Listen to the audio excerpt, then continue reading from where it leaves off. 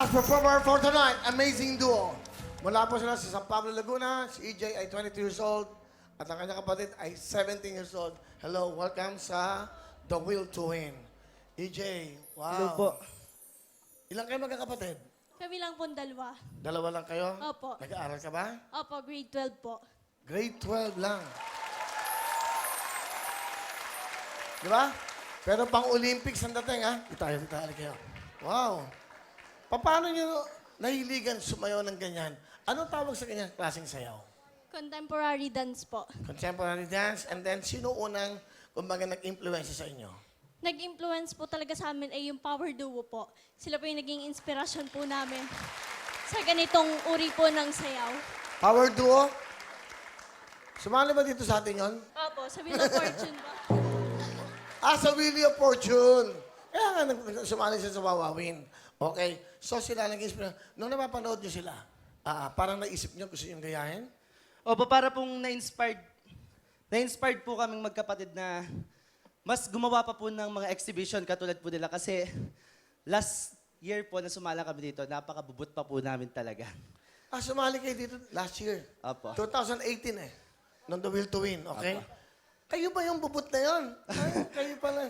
So, ano ginawa nyo? Iyan din ba ang ginawa nyo? Hindi pa po mag-gaanong kaganto kaganda.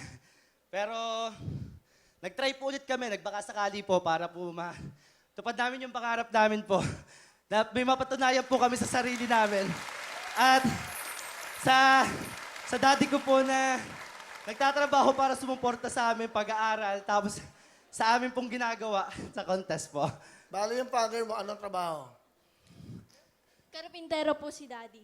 Sobra lang po kaming, isa din po siya sa naging inspirasyon namin kasi po, kahit po siya'y nabibilad sa araw, yun po, ginagawa niya po yung lahat. May maibigay lang na pansuporta sa amin na pamasahe sa mga contest po na dinadayuhan namin. Si nanay nyo. Ano Kay ginagawa? mama naman po, sobrang thankful din po kami kasi po, siya yung nagiging driver namin gamit lang po yung motor sa iba't ibang contest po. Umulan o umaraw po, yun po yung ginagamit po namin sa mga contest. Inaabot po kami ng madaling araw. Nanay nyo nagmumotorsiklo? Opo. Hindi, ano yun? Nakaangkas lang kayo? Opo. Hindi ba delikado yun? Nanay nyo? Hindi po. Kasi alam mo, dapat the right time. Tamang oras para sa inyo. Malay nyo, ito ng tamang oras. Dahil yung pinakita nyo ngayon, di ba nagpapalakpakan lahat? Salamat Diba? po.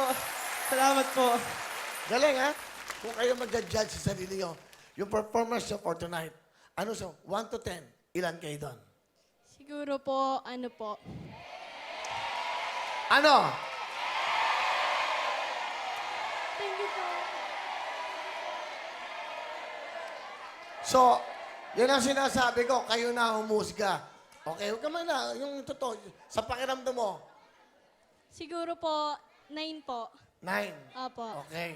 O, sabi mo. Ikaw. Ilan? 1 to 10.